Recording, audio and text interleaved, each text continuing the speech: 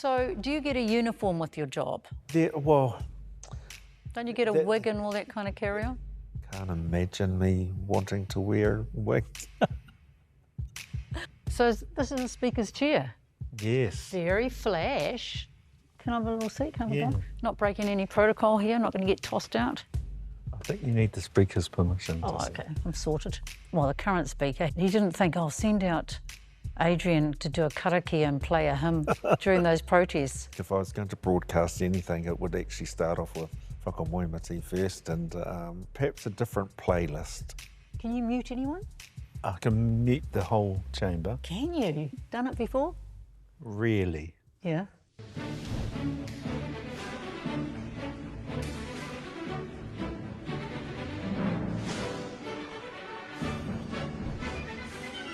Adrian Rurawhe, Ngāti Apa, modest, quietly self-assured, moves comfortably between two worlds. The man Prime Minister Jacinda Ardern has designated as Speaker of the House when the current Speaker, Trevor Mallard, steps down this month. Ina nei he mea tautoko ia e te Premier kia noho mai hei māngai. Ki te eke, ko ia te māngai Maori tuarua i Aotearoa. The Honourable Willie Jackson, when I say order, you sit down. Sounds like a big job.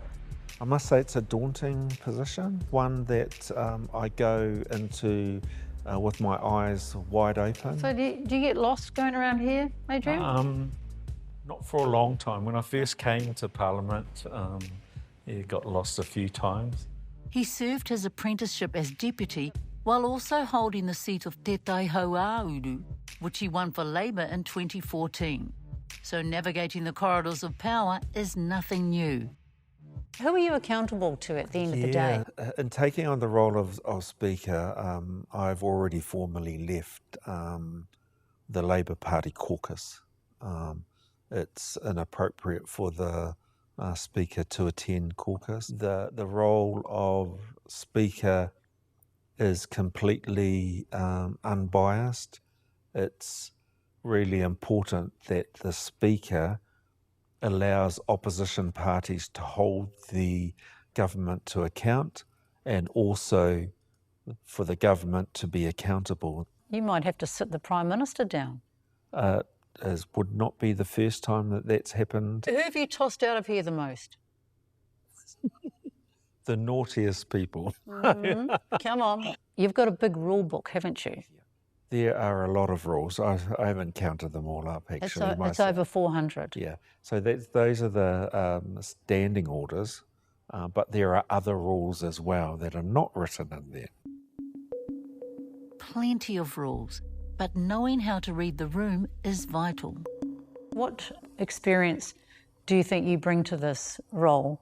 I've had a lot of experience in chairing governance entities, in particular at iwi, hapu, Māori organisations. I must say I probably learnt the most about good governance in a school board of trustees. I think it's a great place to learn about governance. Yeah. But the best training I've ever had, I've got to say, is probably chairing a hapu hui. I was just going to say that because, boy, if you can survive that, you'll be okay. Yeah, so I did chair of my iwi for 10 years and chair of a hapu for best part of 20 years. Everyone's still talking to each other? Yes, yeah, mostly.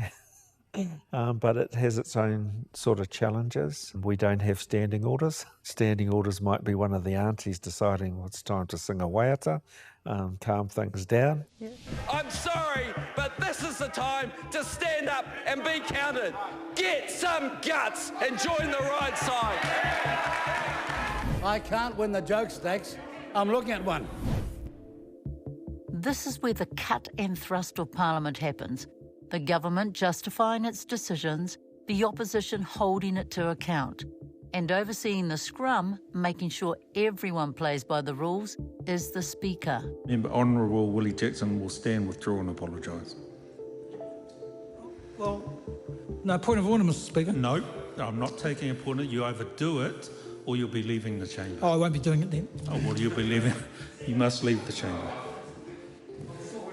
So what are the basic rules for question time? Because you must have them all coming at you. It actually starts before question time. in having a briefing from the Clerk of the House on the questions that have been submitted. We have a discussion around whether those questions are in order, what potential supplementary questions might arise out of them, and whether or not it could lead to a position of being out of order. So you never know where a question might go to, but it is very valuable having a discussion about it first. I am now, probably for the first time since I've become Speaker, beginning to lose my patience.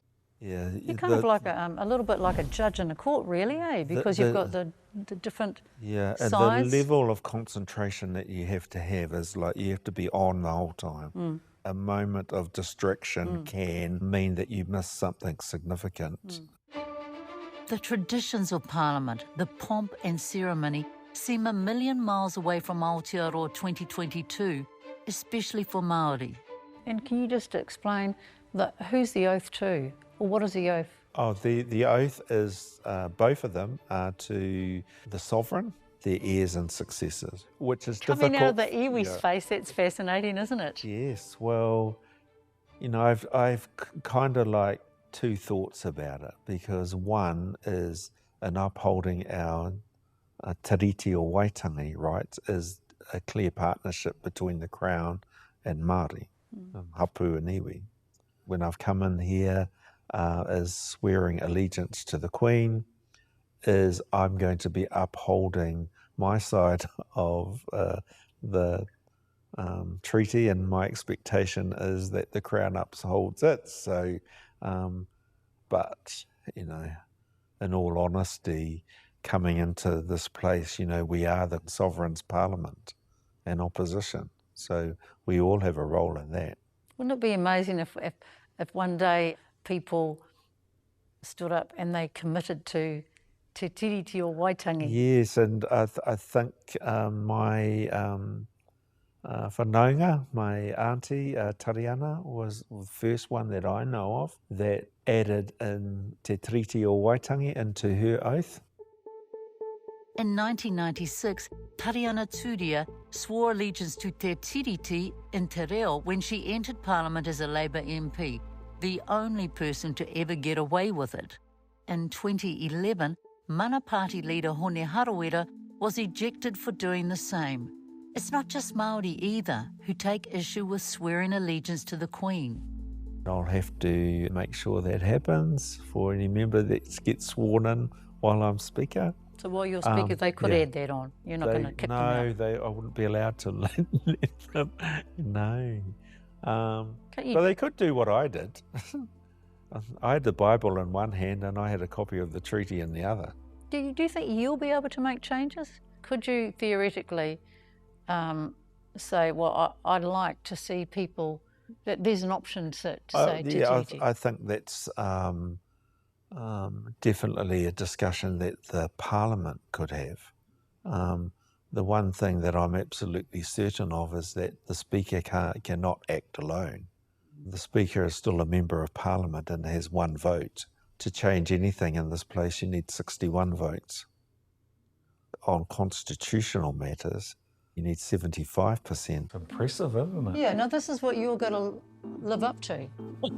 Can you rock that wig and moustache like that? No, I don't want to. There's a long and illustrious line of Speakers of the House. Women and Māori are most notably absent, apart from Margaret Wilson and this man, Sir Peter Tapsell. Adrian has never been ejected from the House while an MP, unlike the current Speaker. Did not make the comment. Well, the member will leave the chamber for the rest of the day. For not making a comment. Order. For goodness sake. The member will not dispute the Speaker, and if he's not careful, he'll be named. That is the worst decision you have ever made. It's Trevor Mallard, the controversial and at times contentious current Speaker of the House, who Adrian will succeed. You seem like two quite contrasting personalities. We have completely different personalities. But I'd count him as a friend, and he has been an amazing mentor, really generous opportunities with his time. He has never been precious about that he must do this and he must do that. No, he is quite readily delegates. He started delegating things to me before I even knew I was going to be Speaker.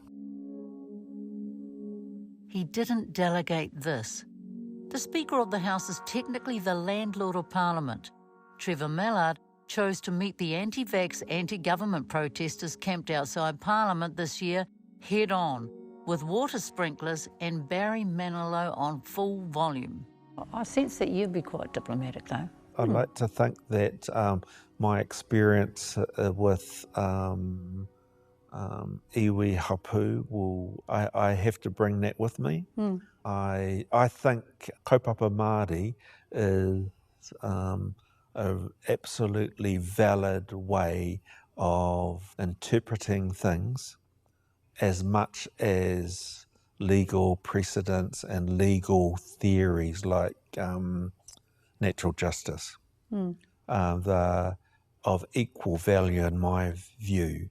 And while someone might see the interpretation of a standing order as natural justice, I might see it as being rangatiratanga or manaakitanga or some other kaupapa Māori and interpret it that way. I think as long as the outcome is fair, then no one should have any concern with its interpretation. He is a head on it, and I absolutely... Adrian prefers to acknowledge the positive contribution Trevor Mallard made during his term.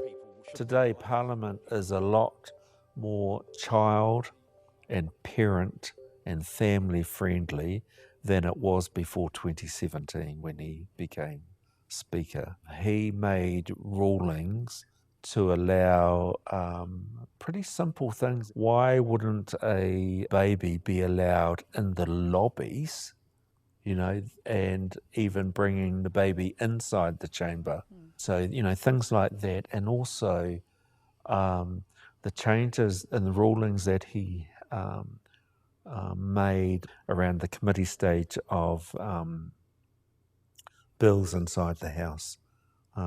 They run a lot more smoother. The real test of his speakership will be whether those rules endure. Adrian is determined to stamp his mark on the role. Yes, he's constrained by the rules, but that doesn't stop him thinking about big picture change. I'm certainly an advocate in my role as an MP for constitutional change. And we have to have that discussion. And they did some really good work starting in 2008, and which ended with a report which is gathering dust on a shelf. You could pull it out. We should all pull it out and have that discussion around how Parliament operates, but the actual written constitution for our country. But for me personally, I would love to see the function of what this room represents, represented up until 1950, you know, as the upper house of our Parliament. His great-grandfather was Tahupōtiki Wiremu Ratana, founder of Te Hahi Ratana Faith and Movement. Adrian is also the mokopuna of 2 former members of Parliament. He's been tipped by some for a potential leadership role in Ratana. How might your faith inform your role? I know I would disappoint my whānau at home if I didn't treat people according to our faith, being respectful, being fair. It's not something that I was taught, I just experienced it. And I think that's would be true for a lot of us. How has the Ratana Hahi and movement, how has it responded to your new appointment? I know that they're very proud that, you know, that it's been announced that I will take on the role of Speaker. They were very supportive of me getting into Parliament in the first place. I would not be here without them. Were you considered for a higher role in the church, in the Hahi? I may have been by some people in the movement. Quite a number of people view the role that I have within Parliament to still be part of the legacy. I would certainly committed to supporting and being helpful as I can to the leadership of the church. And maybe one day when I retire, I'll be able to take on a little bit more, but I'm quite happy with what I'm doing now.